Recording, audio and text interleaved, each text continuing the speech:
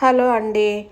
నేను చూపిస్తున్న క్వాంటిటీలో మిరపకాయ, ఉల్లిపాయలు, చింతపండు, తగినంత ఉప్పు తక్కువైతే మళ్ళీ వేసుకోండి. తర్వాత మిక్సీ జార్లో మిరపకాయలు, తుంచుకున్న మిరపకాయలు వేసేసి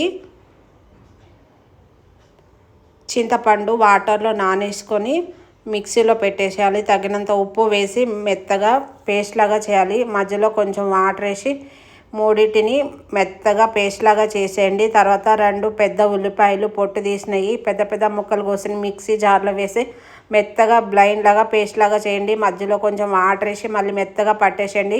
తర్వాత మిక్సీ జార్ పక్కకు పెట్టేసి స్టవ్ వెలిగించి కడాయి పెట్టి తగినంత నూనె పెట్టి మనం పోపు దినుసులు రెడీగా పెట్టుకున్నది కడాయిలో వేసేసిన తర్వాత మనం దంచి పెట్టుకున్న ఉల్లిపాయ కారాన్ని కడాయిలో వేసేసి పోపులో వేసేసేయాలి. కొంచెం సేపు పోపులో ఉంచి స్టవ్ బంద్ చేసేస్తే ఉల్లిపాయ కారం రెడీ అయిపోతుందండి.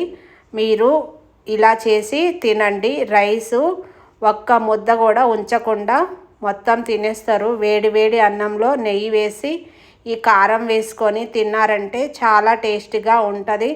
మా అమ్మ కూడా వారానికి 2-3 సార్లు ఇలా చేసి మాకు పెట్టేది. మేము తిన్నాం కాబట్టి నేను మళ్ళీ తినాలనిపించి మళ్ళీ ట్రై చేసే చాలా ఎమ్మీగా